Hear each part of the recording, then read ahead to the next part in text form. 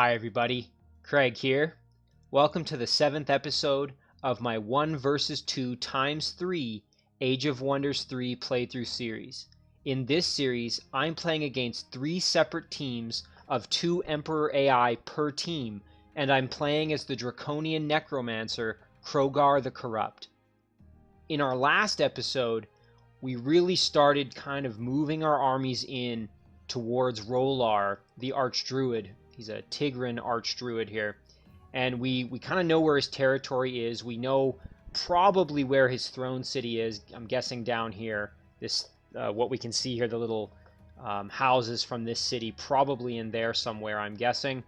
And we've brought Crogar's stack, which is a very powerful stack here, as you can see, in on Rowlar's city here of Oberos. And he's got 12 units defending the city. Pretty weak units for the most part. A lot of tier 1 units. A hero here, a Tigran Archdruid hero, and then also a shaman. So this won't be a pushover by any means, but I think I've got a pretty powerful stack to deal with that. So that's pretty much kind of where we ended up going last episode. We also did a bit of exploring here. I've kind of decided I want to put a city in this area, I think, once I've cleared it out, due to all the really excellent treasure structures in the area. And then we've also been gradually working this party over with Nabal the White here and Bahir the Beast Slayer, so our Necromancer and Warlord heroes. And we're going to try and split that army up once we get a few more units, and we're going to try and probably move them, I think, underground to join up with our underground city here that we have from when we took out Wazul a few episodes ago, and we've got the city of Umboku down there now. So lots of things have happened, and we've got lots to do. So I'm going to be obviously leveraging my forces here against Rowlar. That's probably my main objective here kind of for this episode. But before I get into the meat and potatoes once again of this episode, I did want to just give a quick shout out to a couple of individuals who left some comments on previous episodes. So first and foremost, Casper Eklund left once again another great set of comments. A few that I wanted to just mention. So one thing that Casper had actually indicated is, and we'll just look at Crogar here for an example of this. So when we're looking at these effects, things that have a chance to inflict some kind of status or curse or something like that on an enemy unit, you'll see here you get this little symbol, which is the resistance symbol with a little kind of smudge on it. And it's kind of hard to tell what that is. But what that actually indicates is the type of element that this effect is checking against when it's determining if it's going to work. So, for example, in this instance here, you can see this looks like a little spirit burst, so that's a spirit check. This one looks like a little poison cloud, if you can see it, so that's a blight check, blight resistance. So, for example, if I go down and look at my spirit protection and my blight protection, the higher these two are, respectively, the greater the chance I'm going to resist either of these two effects, depending on this one's spirit and this one blight. So if you have something that, in the case of Ghoul Curse, decreases spirit protection, you're going to have a higher chance of it working. And in this case, if you decrease blight protection, you're going to have a higher chance of enabling fever working. And so that's a great way to know kind of what you want to pair these different abilities with in terms of trying to kind of synergize them. So that's a great suggestion from Casper Eklund on that one. And again, I didn't really notice it because they're kind of hard to see, but that little symbol there actually is telling you what element is affected. And then, of course, if you just generally drop resistance, as I've mentioned before, that will also increase the chance of these working because they also just are affected by overall resistance levels. So that's a great thing to know. The other thing that Casper had suggested is in regards to research. So I typically pick my research at the start of my turn, but Casper has actually suggested that I might want to pick my research at the end of my turn. And that's in particular, well, there's a few reasons for this, but one of them is that since I'm a Necromancer with Whispers of the Fallen active, and just to refresh everybody's memory, we'll just go to that quick. So Whispers of the Fallen, battles fought within 16 hexes of your cities and fortresses become visible.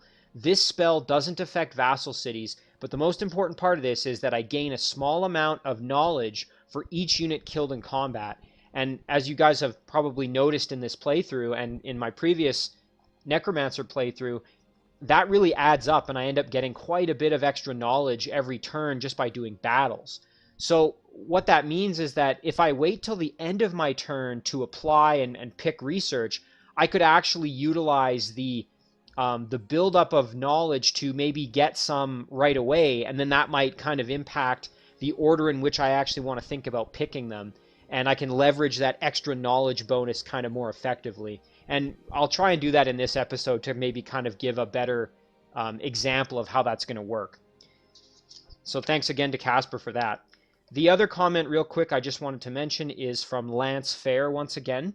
And Lance had actually suggested to me a few episodes ago about the utility of the Dread Reaper, which is the Necromancer kind of final unit in the tree of research.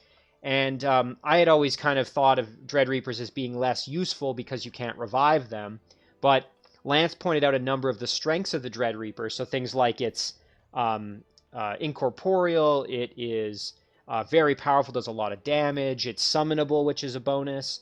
And there's a few others. It has a number of different status effects that it can inflict and things like that. But a few more of the things that Lance pointed out, in addition to the ones from the previous couple episodes, Lance pointed out that the Dread Reapers also get Fearsome, Energy Drain, and Inflict Curse with an early game medal, or with an early medal, I should say. So really, I think I kind of definitely underestimated the utility of Dread Reapers, and Lance has really done a great job of pointing that out for me. So a big thank you to him, because that's really kind of changing my opinion of them for sure. So in any case, let's get into the episode here. So last time we were in the middle of our turn, so let's kind of think about what was going on here now. I think we had done most of our movement. Let's just double check that. Yeah, so Crogar has already moved in. And I don't know, do we still have movement? We do with some of these stacks, okay.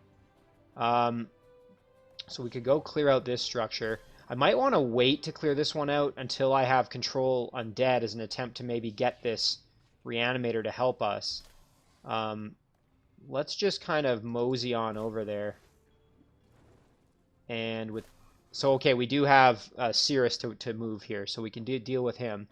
So we had this Blight Tusk Boar, which unfortunately took out our Watcher that we had acquired with Ghoul Curse, and I'm still a little bit choked about that. That was really unfortunate. It's not really game-changing or anything, but I just really like that Watcher. Okay, so we're going to clear out this gold mine here. We've got a number of different defenders. So we've got some goblins and some animals. So I think what we'll do here is we will move our Titan up, drop a heal. Now we do have to watch out for the webbing attempts by all these spiders, as I'm sure that's going to happen. And we'll drop a heal on our ghoul charger there. So now we'll just send our Titans in to do their job. Now I'm assuming they're going to try and... So these spider babies, hunter spider babies, can phase, and you're going to see that there, yeah. And they're going to try and web my hero. Oh, and they got it. Ouch. Okay, well, annoying, but we're going to have to deal with it. So, first things first, we're going to take the Reanimator. We're going to kill that boar off. And that's going to let our Titan come back, basically, and obliterate those spiders. And then we can flank these guys with our chargers and get the kill there. Now, unfortunately, we weren't able to get around there and deal with them. So I think we'll just let this proceed. Now, if this caster dies, that's actually okay, because I'll be able to revive him before the battle ends once I'm out of the web. But, of course, they didn't die, so I think we'll be just fine here. Okay, we'll do this. We'll move in here and get the boar out of the way. And then we'll move in, and I think we'll just finish off the spider babies. There we go. Perfect. So that one's dealt with. And let's see if we get any kind of reward for that. Some extra gold, always good. Now, I do have to kind of decide here what to do with Serous. Do I want to go all the way out and around here, or do I basically want to just go maybe to this? I could go all the way to this mana node, but I think maybe we'll head down here, and then we can clear out this fire node, maybe grab some extra research here, or some knowledge, I should say. And then we want to clear out this keep, and as well, most importantly, this tomb, because that's going to give us some extra units. And then we can keep looping around. We can grab this little halfling city here. And then also I'd like to clear this out as well so it stops spawning units. Now it looked like some units were coming out from the underground here, hence this roving unit here. So we may actually want to maybe go all the way back and go back down there. I actually have a unit here underground if we go check. So last turn I had done some scouting with this Lost Soul here. And I was hoping that I would eventually find, and this is probably where that Blight Tusk Boar came from, this structure right here, and then moved up through here. So it would be good to maybe go down and start clearing this stuff out. And I'm also expecting that Dwemis, who was Wazul's partner, is probably down there somewhere, but again, I'm not exactly sure. All right, so okay, let's decide what we're doing here. So Serous is going to move down here. We're going to bring our Titan with us. And yeah, we're going to take out this structure. Maybe we'll see if we can maybe recruit the Flamer or maybe the Nightmare. Let's see if we can drop a Ghoul Curse on one of them. So just as an example here, so Immolated, you can see here it actually decreases resistance, -1 resistance here. In addition to all the other effects that it has, it does -1 defense and -1 resistance. So if a unit gets immolated, they're actually more likely to be affected by things like Ghoul Curse. So I think I actually took advantage of that in one of the previous episodes. Now, I don't think I have Undying yet with this. I just want to double check that I... Yeah, so I don't. So I can't take any major risks with... Hang on, let me just double check that. Make sure I didn't miss it. Okay, yeah, so no Undying yet, so I'm not going to charge in there. I may end up actually just killing off the Flamers to be... Trying to make this more straightforward here. We could try for the Nightmare maybe and get an extra unit that way. So let's move our caster in. And we'll actually try dropping a curse on the Nightmare. Okay, it didn't work. And we'll come in this way and we'll wail on the Hellhound. The reason I'd like the Nightmare is because it has lifesteal. I'm a big fan of lifesteal.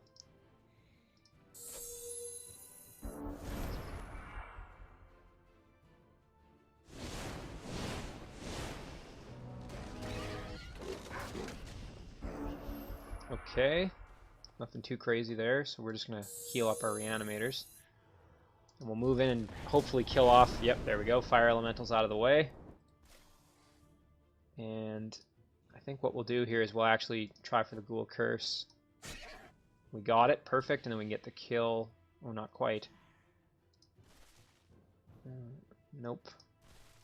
We'll do some extra damage, though. And then we'll move in this way. I think we should be fine. I don't think that Nightmare is going to be able to do anything too crazy to us, but we'll have to see. Yeah, there we go.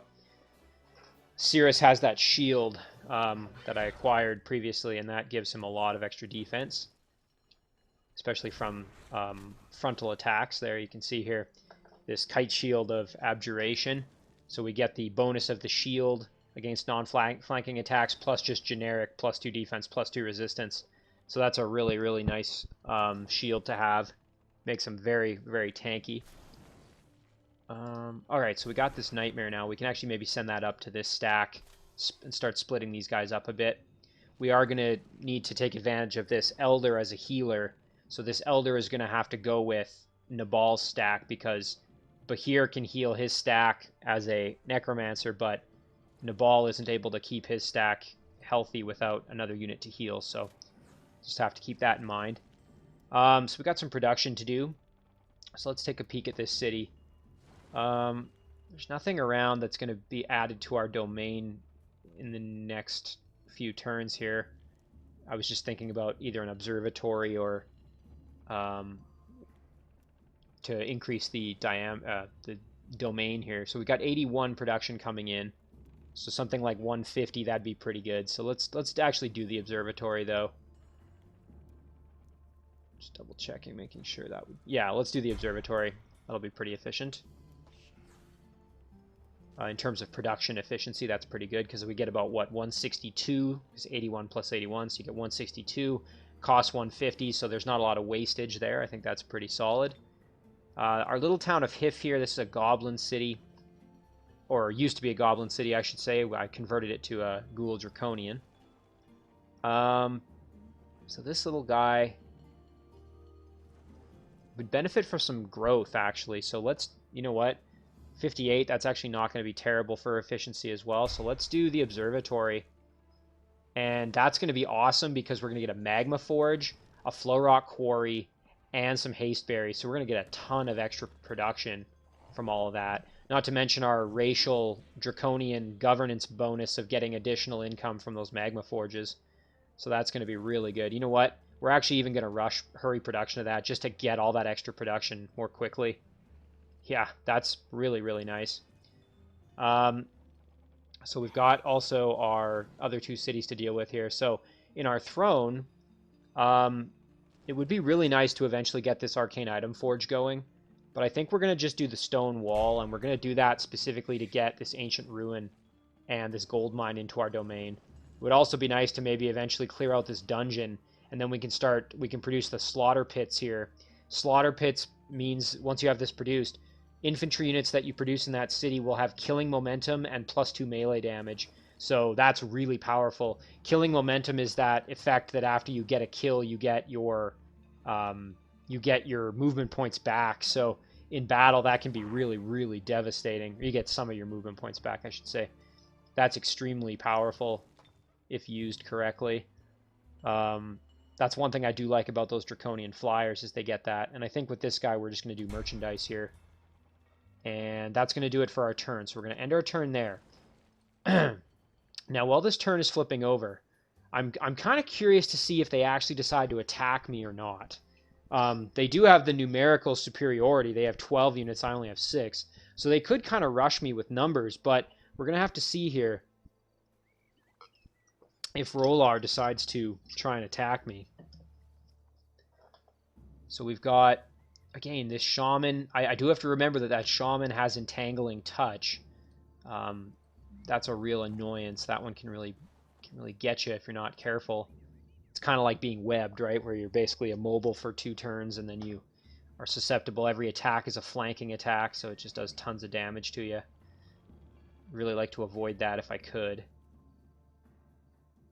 I'd also like to maybe try and ghoul curse that shaman. I like getting them as a nice healer unit for my army. Could also try and snag maybe a couple of these Tigran Sun Guard, which are pretty nice tier 1 melee units. Got this Predator here with a silver medal. So, okay, Rowlar had his turn. It's already moved past him, and he hasn't attacked me, so I guess he's going to just let me... Okay, yeah, he's reinforcing, so he built another unit there. Now he's got an extra unit there, so he's going to just reinforce.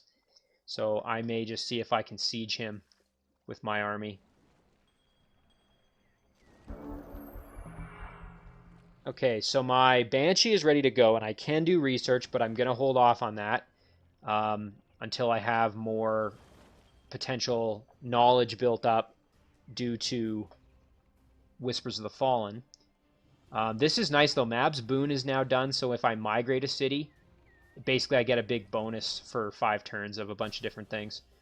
So I originally was going to summon this Banshee to help either down here in this stack to get them going, or I was going to summon it to help these guys out here. But I think what I'm actually going to do, just because I might need a bit of help in this siege, I can see this may be needing a little bit of assistance. So we're going to summon this Banshee here to help out, and then I think we're going to give this battle a shot. I'm going to be at a bit of a disadvantage here just because of numbers, but I think I'll be okay. We'll decide what we're going to summon after, or what we're going to do for a spell after this. But yeah, let's give this a shot. So it's telling us we're closely matched, but really it's almost entirely tier 1 units. And I think if I play my cards right, I should be okay. Of course, potential famous last words here. If this attack goes south, I could really be devastated here, especially since this is my leader. But I'm feeling pretty confident. I think I can handle this battle. I'm going to have to really, make sure that I don't do anything stupid, though. That's for sure. And if I end up losing a unit or two, I mean, that would be unfortunate, but I'm going to try my best to avoid that if I can. So we'll hit those chargers to reduce their movement, or curse them, but in this case we just ended up reducing movement. So we'll move our Flamer in, and our Banshee's going to come with. Now, the main reason I wanted this Banshee is for Wail of Despair.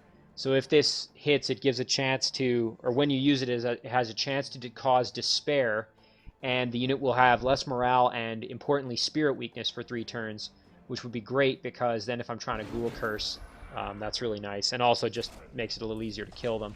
So that's good. Rowlar's using all his spells, or this hero here. I'm not sure which one cast it, but they're using up their spells just to do some extra damage to my Flamer there, which is kind of a go-ahead. I mean, I'm not sending my Flamer into the heart of the combat or anything, so I'm kind of happy to let them just do that, basically. So let's move in and beat the heck out of this Charger and get the kill there. Perfect. And so now we've got these Sun Guard are going to be kind of annoying to deal with. They do a fair bit of damage. I definitely don't want to tussle with them without kind of planning my attack here a little bit better. So maybe we will move our dragon. Now, if I move the Bone Dragon in, I'm going to get flanked for sure by the Sun Guard. So that being said, though, I'm going to have a pretty decent opportunity here to drop my Gas Breath and hit 1, 2, 3, and maybe this unit here, and maybe this one. I'm going to have to... Let's see. Oh, okay, right. I forgot that it doesn't jump out. So we're going to still hit 3 guys. So let's do this. Yeah, we'll hit these 3 units at least.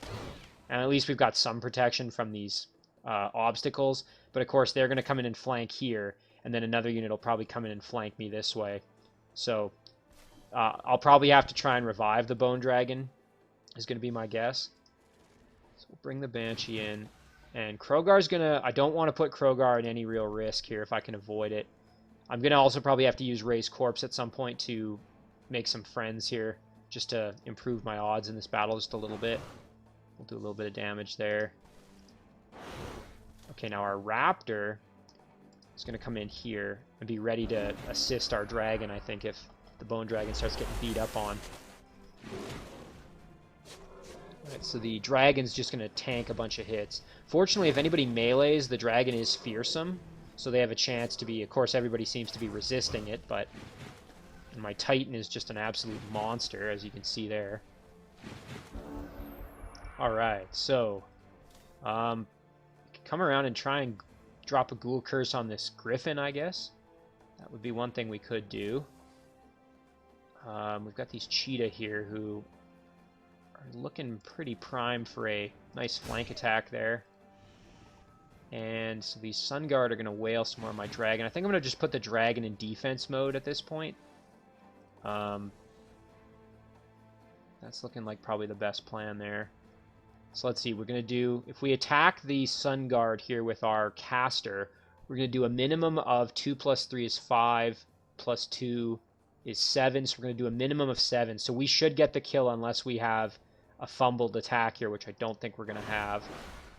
Excellent. So now why don't we come in and we'll try for a Ghoul Curse here, and then we can get the kill. And I don't think Crogar's in any real danger. The only one would be maybe these Cheetahs coming around to try and hit him. So I think we'll just bring in our Raptor and put him right there. And our Flamer's been kind of hanging back, so we'll bring the Flamer in. We can do some damage to this Cheetah at least. There we go. As long as they don't beat up on Crogar too much here. Just got to make sure he doesn't get... Yeah, there. So I got to watch out. I don't want him going down, obviously. So they're dishing out some damage, but nothing too devastating. There we go. Now they're... Okay, so that's 2 units that are panicked. That's excellent for me. So that makes my job a heck of a lot easier. So we're going to light up this Predator here, turn him around. And then we can probably get the kill... I think we'll probably use the Raptor on the Cheetah, I think. So our Bone Dragon is getting pretty beat up, which is actually... That's okay. I got this Dire Bear, which I really don't want to tussle with. We could... Okay, we've got a Draconian Charger and a Tigran Sun Guard laying here dead. So we could reanimate one of their corpses if necessary, to make a new friend, basically. Another option is we go and put our Titan up here in defense mode.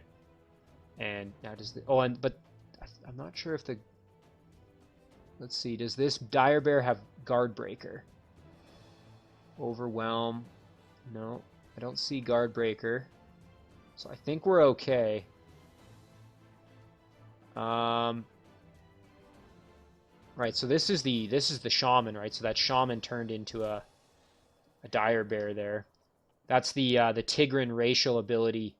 If you're a Tigran Archdruid, is that your Shamans end up with the ability to turn into a Dire Bear. I think we'll just put him in defense mode there as kind of a stopgap. And let's try and kill off these cheetah. There we go. And then we'll light up these predators with our Banshee. I'm actually really glad I brought that Banshee. I mean, I probably could have done the battle without him, but it's just nice having him there. An extra set of melee attacks and damage to dish out, basically. Now, unfortunately, when I do this, I am going to hit my Titan, but I'm also going to hit the Sun Guard, the Cheetah, the Shredder, and the Bear. So I think we'll do that. And that killed off 2 of them. So yeah, that was totally worth doing that. I don't want Crogar getting in there before it's a good opportunity to do so. You know what? Now maybe I'll actually just attack the bear. Yeah, there we go. All right, now we could come in and get the kill potentially with Crogar. The only danger there, and it's 55% chance to Ghoul Curse. My only hesitation is Crogar could potentially then be subject to attack by this Sun Guard, although it would take an attack of opportunity potentially, the Shredders, and then the hero as well, and that would probably result in Crogar dying. So I think I'm just going to finish off the bear from a position of semi-safety back here. There we go. So that's going to end our turn. So they're running away because they got panicked by attacking my dragon. So our archers went down. And another unit got panicked there, as you saw. So I think what we'll do, we'll use our caster, and we will revive our flamer. Once again, that ability, the Lesser Reanimate Undead, the caster got that once the Revenant caster hit Elite, so a gold medal. So that's a really nice ability there. Obviously, something that Necromancers use quite a bit. So now we got to kind of decide here, how do we want to handle this? So we could use our flamer, and yeah, we're going to blast in here. So we killed off that Sun Guard, and now we've just got the hero, a unit that's fleeing, and the Shredder. So at this point, why don't we position ourselves... Oh, there, we can actually do this. Yeah, that'll be a good attack. Let's do that. Boom, that's pretty good. And then we can... you know what? I wouldn't mind getting that Shredder to join me. So I think we'll just kill off the hero this way. There we go. And then... So let's bring Crogar in. Teleport here and try for the curse. Okay, immune. Always worth a try, though. Now we could go finish off the Sun Guard. I don't think so. Let's make sure we have all our units. So we had 7 units coming into the battle. So 1, 2, 3, 4, 5, 6, 7. So yeah, we've got all 7 units accounted for. So nothing to worry about there. My only... Let's see, how long is he panicked for? So he's panicked for 1 more turn. My only hesitation with finishing the battle is it might be nice to revive. It was the Predator had a silver medal, so we could actually get a cadaver out of this that would be kind of leveled up. So maybe we'll do that. I'll just put the Raptors there as protection, basically. So he's no longer panicked. That's fine, though. Taking that extra damage is worth it. And now we'll come in and we will raise the corpse of this Predator. And that, see there, that experience is kept. And now we have a silver medal cadaver, which is excellent. And we also get a nice chance to drop a heal on our Bone Dragon, who is a little bit worse for wear, as you can see there. So now we'll come in this way, and we'll, you know what, let's do a Whale of Despair. That'll turn them around and get a little experience, I think, for our Banshee. And so yeah, we've used all our heals. So now we'll just get the finish here with our Titan. And there we go. So just like that, we had a very successful battle. No ghoul curses, but nobody died on our side. And we did get a decent cadaver out of the deal that's already silver metal. So that's quite nice. Excuse me. So now we've got this newly acquired city here, which we have to actually take. Excuse me. I'm just going to take a quick drink here. My throat's starting to get a little raspy there. So, okay, so we've got this Tigran town here of Oberos. So we've got some options. We could migrate it. I don't want to migrate it to Ghoul Halflings. We could do a hasty plunder and then reconstruct it as a Tigran city using Animate Ruin. That's one option. So hasty plunder would get us some gold and mana. Now, if we migrate it, though, we would get the benefit of Mab's boon, which we just finished researching. So, and you know what? Quite frankly, I just want some more Draconian racial governance experience. So I think we're just going to migrate to Ghoul Draconians, even though it's going to take us 4 turns. I think that's the plan there. So now we probably want to start clearing out some of these structures as well while we're here. And then we can leave the Banshee maybe as a guard for now.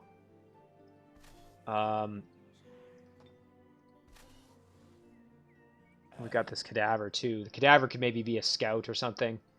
Although at a silver medal, that is a pretty decent unit, so I'll have to think about that. So let's see what items we had. A bow, that's not bad. Now we have a physical attack and some throwing daggers here. Throwing blades, that's good too. So now we've got a combo. This one with no range penalty because it's a longbow, so that's really good. So there's no penalty when you're at longer range, when you're attacking. And then the blades are also decent, so that's good to have. All right, so let's see what else we want to do. So why don't we clear this out, and we'll see if maybe we can recruit that big beetle. Oh, and if... Oh, no, just for a second there, I was going to say... I thought I forgot something, but we're okay. So yeah, let's move in here. We're going to clear this structure out. And again, we're going to try and hopefully acquire 1 or 2 of these units. You know, it'd be also really nice to grab maybe the Blight Doctor to have another support unit with heal. I think maybe we'll try for that while we're at it. So first things first, let's drop. And of course, the big beetle can't be cursed because it's got blight protection. And if we go back to curse, what we already learned from what Casper said, this symbol is telling us that this is a blight check. So if it's 100% blight resistant, it's not going to even be able to be affected by that. And I'm guessing the Blight Doctor's the same way. Yeah, so 100% protection on both those units. So I'm just going to dish out some damage rather than trying to curse anybody because it's not going to be very effective. So we can get the kill here. And then we will send in our Titan to tank some damage. And the Goblin Rabble, we can basically just charge in here, beat up. There we go. And bring the Cadaver in as well. Great to get that Cadaver up to gold medal so that it has resurgence. You know what, we do need a heal on our flamers here, so we got to start healing up our units. Obviously, they're all kind of beat up from that last conflict. Alright, so our units did their job there. So now, we do need to kill off this big beetle. But we do want to try and ghoul curse the big beetle. So I think what we'll do is we will come in behind and Ooh, we might get the kill if we do that. Let's try it. Okay, perfect. We didn't get the kill. That's kind of what I was actually hoping for. And we have a 55% chance, and it was immune. Again, always worth a try, even when it doesn't work out. Ooh, I shouldn't have actually... I forgot about this unit out here. Well, we'll just deal with it this way. We'll use our ranged units to help out. And then we should be able to get the kill with our... And we got the level up. Perfect. So now they're gold medal, and they have resurgence, which is excellent. It means if they die in battle, it's okay. They'll just come back. Okay, now we have a chance to try and Ghoul Curse over here. So we'll just go in for the hit. But before we do that, let's drop a heal on somebody that needs it. There we go. And when we can get a little bit of healing here as well, we'll eat a corpse. There we go. A little bit extra healing, so let's go for the... And we got it. So we did get a Ghoul Curse on the Blight Doctor, which is great because now we have a ranged unit and a healer to help kind of defend the city a little bit. And it'll also keep this cadaver from withering away due to decomposing, basically. And we've now got this traveling circus in the domain. Adds happiness, which isn't really going to help us. We can buy units, but we don't have a ton of extra gold for that, so that's not going to be something I'm going to do right now. Now let's grab this Lost Library while we're here. This is going to be very nice for us. So we have the opportunity here to grab a Reanimator, which I'm always happy to get. We can try and Ghoul Curse this Evangelist, which I really like them. And actually we can even try and Ghoul Curse a lot of these units because, again, more support units is always a good thing. When I have Healers of the Dead, I really like getting support units because they all have Heal Undead. So I could take advantage of those Draconian Elders with their Dragon Ancestry, which I could use on Crogar or on my Flamers here or on the Raptors. Alright, so let's move in here and we will just do some blast damage there. Light everybody up a little bit. Now let's see, who do we want to try to curse? I would really like the Evangelists, so we're going to curse them. Nice tier 3 unit. And they're Draconian, which means they actually have a ranged attack, so they have Firebolts, which is awesome. And, I mean, they also have the ability to heal, so if I ever end up with any units that I can't turn into Undead for some reason, it is kind of nice to have a unit that can heal.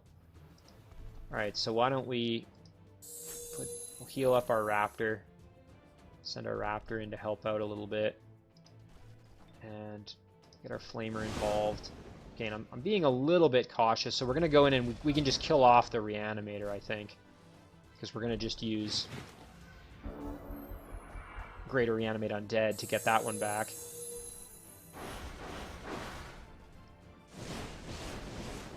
So he's taking some hits there, as you can see. So we'll get the kill, and then we will come in. Now we do have to be careful. I don't want him to go down, so we're going to first heal him. Our Titan, I mean, because if I'm going to use Greater Reanimate Undead, that means I'm not going to be able to revive any of my tier 3 or 4 units if they do happen to die. So we're going to grab our Reanimator. Now, that Reanimator's in serious danger of dying if I don't try to protect him a little bit, so because obviously these units could just blast him at this point. So I think what we'll do here is, let's see, can we get a kill on anybody? We can almost kill the Elder. So I think with the combination we might be able to get the kill. 4 plus 5. Unfortunately we're not going to be able to get that kill. Yeah, that's a bit of a shame, but well. So now with our dragon, I think we're going to kill off... Actually, why don't we'll go in defense mode, that way we've kind of locked all these units down. And we'll kill off the apprentice. There we go. Now, I didn't want to kill the evangelist because... Ooh.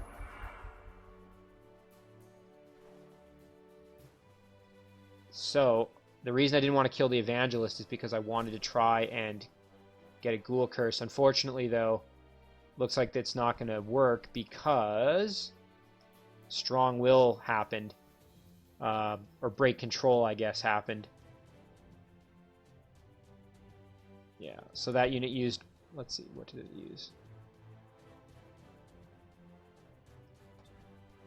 So it has Strong Will for 1 turn here, so basically that stopped it from being feared there, because it was... or panicked, I should say, because it attacked the dragon. And that also means for 1 more turn here, it's going to be immune to Ghoul Curse. So I may just have to kill it off, unfortunately. So we'll just do that, I think. Yeah, there we go. So we've still got this priest who, you know, might actually be kind of useful to have. So I think we'll try for that. So we have an ability to curse here, so let's try it. Okay, and we failed, but again, not too terrible. We can still try. Let's give it a shot. Okay, we failed there, but that's all right. We'll just get the kill. Well, we did get the Reanimator, so nothing to worry about there. That's always good. These Reanimators are very powerful, obviously. So we got a spell research. So now we have Killer Instinct researched. We do, if I cast it on a unit in battle, the target unit would do 50% more critical damage, as well as gaining Draconian, Dwarf, Frostling, Halfling, High Elf, Goblin, Human, Orc, Shadow Elf, and Tigran Slayer until the end of combat. So that unit would become quite the powerhouse. And against an actual player, that would be really good. If I'm clearing structures, that might not be as helpful because a lot of the units may end up not being, like in this case, you know, these units aren't any of those main races that are playable, but against an enemy player, that could be really, really good. So, all right, so we've got kind of a bit of a hodgepodge of different units there. So I'm going to try and orchestrate one of these to be a scout. Maybe actually the Banshee might make the best scout just because it can fly. So we'll actually head down this way with the Banshee. Or float, I guess. Oh, and Crogar leveled up, which is awesome for him. So Crogar has... Yeah, and unfortunately I picked Enabling Fever. What I should have done is waited and picked Inflict Curse or Inflict Despair, both of which would potentially increase the odds of Ghoul Curse working. So I picked that wrong one. And I talked about that in the last episode, but that's okay. We're gonna save our points because at level 11 we, I think, have the opportunity to get Undying, if I remember correctly. So we'll save those points. Okay. So now let's go back up, and Serous has some work to do. So with Serous here, now we've got this Nightmare who we can send up to potentially go help. And actually, it wouldn't be bad to just maybe do a little bit of scouting here as well. There we go. So we'll send Serous down this way. So let's plan this out. So if I go down here, I can grab the haste berries and then maybe loop back up. I could also go in this way and loop around that way. I'm really close. So maybe I'll do this. Clear this out. Could try and recruit that sorcerer, maybe. Kind of race is it? Ooh, or sorry, that apprentice, I should say. Draconian Apprentice, I really like Draconian Apprentice because it gets Firebomb, in addition to having Firebolts. So that's a really, if you play as a Draconian sorcerer, that's a really good unit that you can produce, which other sorcerers don't get that ability from the other races, so kind of a nice one to take advantage of. So light up these wisps and kill them off. And we'll go in and deal with the Phantasm Warrior. So now I will charge in here and teleport in behind. Go for the curse. Get it, which is excellent.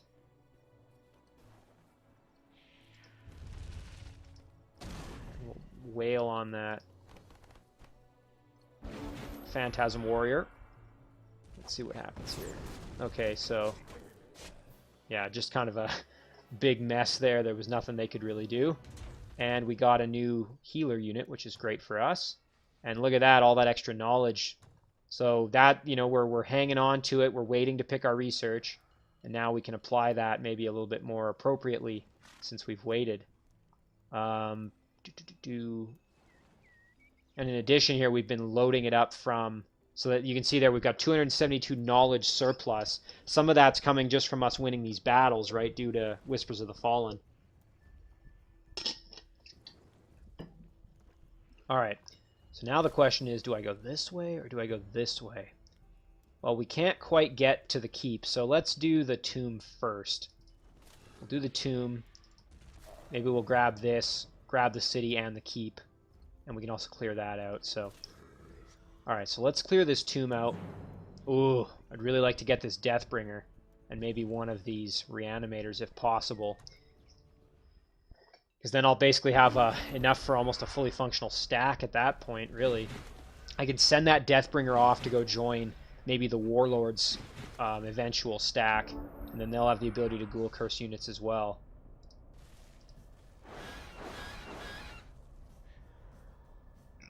Excuse me. So, let's see, this... I really want to kill off the Deathbringer. So once that Deathbringer's dead, I can employ my ability, Greater Reanimate Undead, and basically acquire that unit. So this Banshee's probably going to come in and try and flank in and get me somehow. Ooh, I can kill that Carrion Bird off, though, which I will do. We'll use our Charger just to guard our hero a little bit.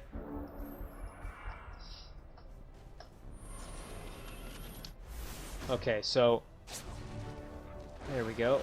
This is goes well. Perfect. Okay, so now our Deathbringer is in a it's not ours yet, but it's in a good position, so we can kill the Deathbringer off, and then we can make a new friend. There we go. We've now got our new Halfling Deathbringer, and it would be good to help out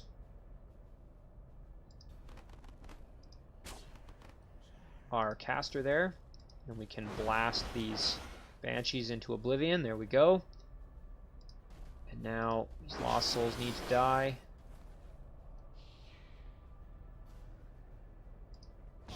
And we'll wreck them. Okay, and that's going to do it for our turn. So now we've got two options. We've got a Dwarf Reanimator, and we've got a Goblin Reanimator. So the Dwarf Reanimator is going to have higher resistance than the Goblin Reanimator by 1 there. You can see 12 to 11. So my odds of Control Undead working on the Dwarf Reanimator is going to be a little bit lower. So I think I'm just going to kill off the Dwarf Reanimator, because the odds are lower of my attempt working there. So we'll send our Titan in. We're going to teleport in behind, and we're going to try it. Okay, and it failed, so that means death. There we go. So fortunately, we did acquire Dead Man's Boots. So you get plus 20% spirit protection and extra defense. Some gold and some mana. Sure, why not? We'll take that. The boots are good. That's extra defense for Serous here, who is now, thanks to this armor, which gives defense and all these element resistances. Serous is now super tanky, immune totally to Blight and almost totally to Frost, Fire, Spirit, and then to a medium extent they're resistant to Shock. So 80% across the board, and then 60 and 100. So boy, Serous is pretty tanky, not to mention 16 defense. Holy cow. That's pretty solid from that, all just from the equipment there. Really couldn't ask for a whole lot better. But the crazy thing is he's still got room for a helmet, a mount, jewelry, and a weapon. So, not to mention usables. Boy, oh boy, he is a powerful hero already. We're only on turn 28. Okay, so we got some dwarves here. Just guarding this little structure, which we will clear out. Get some extra knowledge, get some extra experience. And unfortunately, I was hoping there'd be a forge priest, I should say, but doesn't look like there is one in this army. So, because I would like to have another support unit if possible, but that's okay. We will just kind of obliterate this little stack here of guys. There we go. These Deep Guard are coming in to try and pike us to death, but we're not having any of it, as you can see. So we'll kill off the rider here. There we go. And then we'll kill off the deep guard. And we'll move in, basically to defend. And we'll do a little bit of damage there. And a little bit of damage there. And I do like the mobility of these chargers in battle because of their wings. They can really move quite a bit. Really like that. Makes them good for trying to get flanking attacks as well. Speaking of which, I think I'll probably do that here. Now let's see, is there anybody else that needs some health before we... And we'll drop a heal there just for the extra. Come in and get the flank kill. There we go. Not to mention, as infantry, they have lifesteal, thanks to my Vampiric Hunger upgrade. Alright, so we'll regroup this stack, which is now out of movement. I'm going to clear this out and also get the city, and then I can also clear the Raven's Keep, which is going to be nice for us. And this unit is going to come up here and join Nabal and Bahir, who I'm going to split probably soon. You know what? It's not that important. I think we're just going to attack. I was going to wait and try and get him more experience, but let's just do this battle.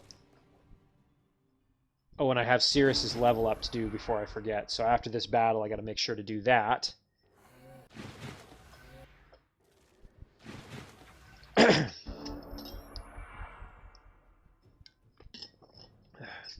Now, we are fighting some undead here, but fortunately we have a decent amount of fire damage coming out of the units that we have. So blast the heck out of these Lost Souls, and then we can blast these Lost Souls and get the kill, which is excellent. We do have to watch out for the Banshee, who can phase. I don't want the Banshee coming in behind me and flanking my units. So our Raptor can charge in, and we'll be able to revive. If the Raptor goes down, we can use Lesser Reanimate Undead. So I think we'll just send the Raptor in, kind of draw some aggro, basically. And let's kill off this Lost Soul if we can here. Yeah, perfect. There we go. One less thing to worry about.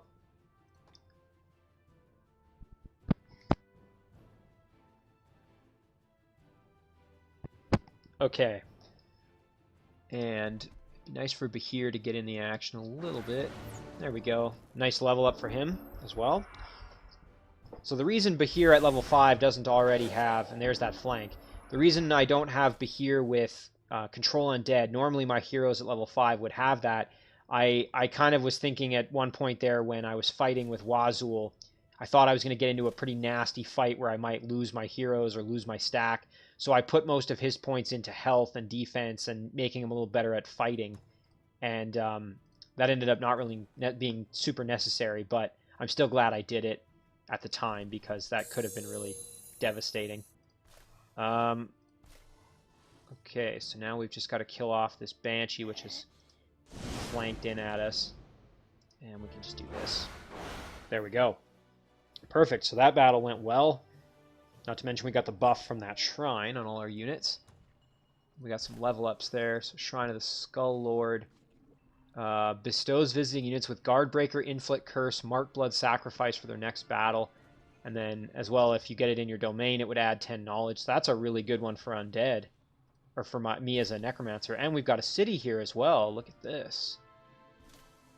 Oh, and don't mind if I do. Yeah, we can take that without too much trouble. Now, hang on. Before I do anything, let's actually do our level up here. So we've got Control Undead, which we will grab with Bahir. And then we've also got Serous' level up. And so I would like to get Undying because that is a excellent ability. And now we're going to start saving up to get Scourge of Undead and then also just more casting points, I think, with Serous. So we're going to save the rest of those points. I guess I'll just talk about that again quickly, just to kind of refresh. So if we do the level up again here.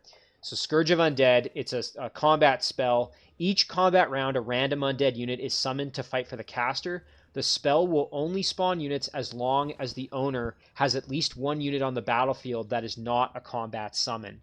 So this one is a real game changer. That can be pretty devastating. If you're in an outmatched position where your army is, outnumbered or outgunned, summon this spell and hope it doesn't get dispelled, and you could end up turning the tide pretty quickly. Now, it's going to require, though, 50 casting points, which means I'm going to have to invest in Necromancy to get up to 50. So it's going to be a few level ups before I'm able to bring that to bear, but something I can work on for sure. All right, so what else are we going to summon here? I suppose we could do... Let's see. I think we have some things to corrupt, if I'm not mistaken. I think we had some corrupt the source opportunities. I don't see anything up here. Not with the dwelling. Oh, nope. And I don't think we can corrupt a circus. Let's just double check that. Great Farm, Spring of Life, Inn or Well of Life, to Corrupted Farm, Corrupted Spring. Okay, yeah, so unfortunately no opportunity there to turn that, because really this extra happiness doesn't impact us if we're undead. But ordinarily that would actually be pretty good for a city, but for us, not really beneficial. It's fine, though. So now, yeah, I think what we'll do is we'll actually cast Embrace Darkness. And I want to put that on this dwelling in anticipation of eventually producing units out of it. Oh, and our dwelling is actually done. So our dwelling has produced the Obelisk of Undeath, which means now we can start working on a barrow. And the barrow is going to get us to being able to start producing the units I'd really like out of this structure. So that's what we're going to work on. I'm almost tempted to maybe rush it. But, yeah, because we've got 160 base happiness there. We'd only lose 100 for 5 turns. It wouldn't really be the end of the world. But that's going to cost a lot of gold. I think we'll wait. Okay, so now let's actually do this now that we're getting... Oh, and look at this. So this is showing us... These white circles here are basically telling us how much we could already kind of apply to it. And you can see, like, if we were to work on Enemy of the Faith here, which is a really good one, I think maybe I'll do that. You can see here it would only cost us one extra turn. We'd apply all of our stored up, because it's going to cost us 400 knowledge. And we have 332 in the bank right now, ready to be spent. So we could spend it on Enemy of the Faith, and then it would only take one more turn. Could also just bang out Dark Ritual or Scorched Earth right away, or Black Lightning, or Death Ray, I suppose. But I actually really would like Enemy of the Faith, so I'm going to spend my knowledge on that one. Alright, so yeah, let's take this city while we're at it. This won't be the easiest battle, because we do have to contend with the wall. The city does have the wall going for it, but, I mean, really, I don't think it's going to make that big of a difference, frankly, because we've got some pretty powerful units in this stack already. We've got this Raptor that's pretty tough at this point, and we're going to make him even tougher by putting Dragon Ancestry on top there. And so we do have to watch out. We've got Skewers and Butchers there, so got to watch out for these pike units, because obviously with polearms they're going to obliterate my cavalry if they get in range to start wailing on them, as well as my heroes I have to watch out. Now the good news is if they do go down, I can revive them. So we'll send in our units kind of a bit here. And with Nabal, we also have Lion's Courage, which I'll throw on the Raptor as well. And that'll do it. So this unit's going to be very powerful. I would not want to mess with this Raptor. We're just going to charge right in, honestly. Oh, one shot at the gate. Excellent there. So now we can move our units in. Start basically assisting.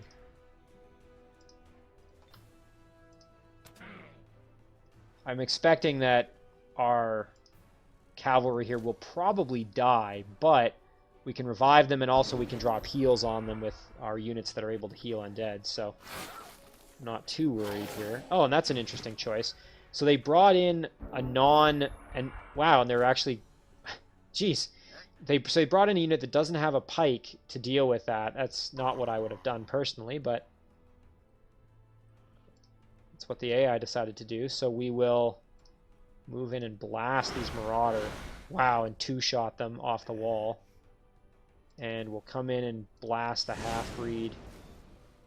And we can also light up this butcher, maybe. Let's see, can we... Yeah, I think that's going to be the most beneficial angle there.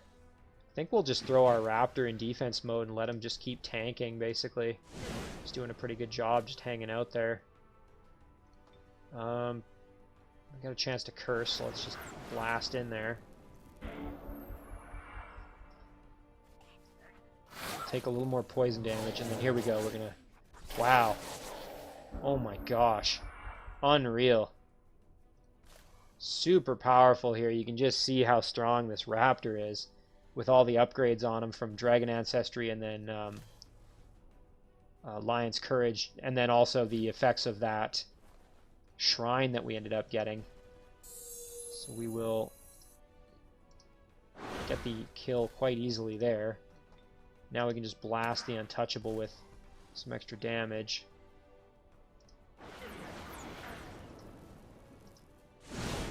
There we go. So one more turn here and this battle should be over. Alright, now let's just make sure everybody's nice and healthy. Let's put some health on our raptor there. We can actually steal this as for a way to get some extra experience. So we're at 94 experience here, watch this. 98, so that got us a little bit of extra experience. And now the Elder has all the upgrades that the raptor previously had. That's a nice little way. Now, can we mark this guy, or do we have to be... Okay, so we have to be standing next to him to be able to do that, apparently. I suppose... Well, okay, we'll just get the kill here with our... Actually, with the hatchling, let's see, can we... Not quite. Because it would be nice to get to gold medal, and then this unit will turn into another unit. So we'll get a little bit more experience there. And then we will blast there. Perfect. Suppose maybe I should have whittled that unit down and tried to get the kill with the hatchling, but it's not really going to matter too much. Alright, so now we've got this city. We could migrate to Ghoul Goblins here. Got lots of wetlands. The one nice thing about wetlands is we've got that upgrade for goblin cities that's going to allow it. So the more wetland territory you have, the more population income you get, the more in your domain, I mean.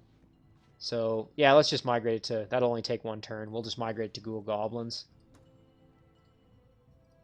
It's going to work out pretty well for us. And yeah, so that stack's going to basically chill now. And let's see, so we've got some production to deal with here for a few of these cities. We don't have a ton of gold right now, so I think we will kind of just do merchandise here for most of these cities. I don't really want to do anything too crazy just yet. And now, it would be really nice to have the Arcane Item Forge running in our throne city so we can start producing items for our heroes. But I think, like I said, I think we're just going to wait. And yeah, so we want to go this way. So we're just going to tell Crogar to chill. Okay, now we've got this Lost Soul doing some scouting. Might have been good to go off that way as well. We kind of committed to this path, but you know what? That's fine. We'll just keep scouting up this way. We'll actually grab those haste berries, and we're just going to keep moving. Looks like we've got a boneyard there. That'd be good to grab some more undead units potentially. So we'll head down. We'll actually figure out so we can find the path to our goblin city here that we own. That would be good. Okay. So I think I need to... This is something I learned in one of the other playthrough series from a few viewer comments, but I need to start thinking about maybe if any of these cities are going to be geared more for production of units versus just resource generation. So obviously this city's going to have a ton of production here, you can see. So this one might be good to start pumping out some units from, potentially. I've also got, of course, if I can clear this dungeon, this would be excellent for making infantry, my throne city. So I need to maybe start kind of thinking about how I want to go about divvying those up. You know, I'd really like to get another guard here because I've kind of left that city pretty sparse, and if anything comes to attack, I really don't want to lose this dwelling. I just want to start getting units out of there ASAP. So I think I maybe will, once this is done, I might start summoning units in this city. A unit or two just to act as a defender there. But yeah, that's something I got to keep in mind. So all in all, this is going really, really well. I'm very happy with how this game is progressing. Unfortunately, this episode, we really didn't get too many turns in, but a lot of big things happened. And we took one of Rowlar's cities and really decimated his one army there. He had 13 units, I think, and we pretty much steamrolled right through them like it was nothing. So all in all, this is going very, very well, and our cities are even growing quite well. So all things considered, I think this playthrough is really, I'm really enjoying it. Hopefully you guys are too. And yeah, I think we're going to call it an episode here. So we're going to save our game.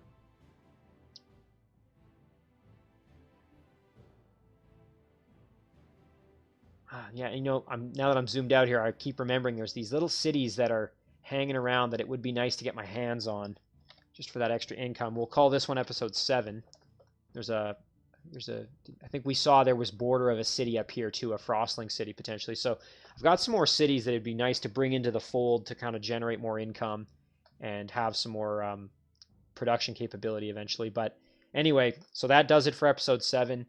As always, guys, thank you very much for watching. I'll see you in the next one.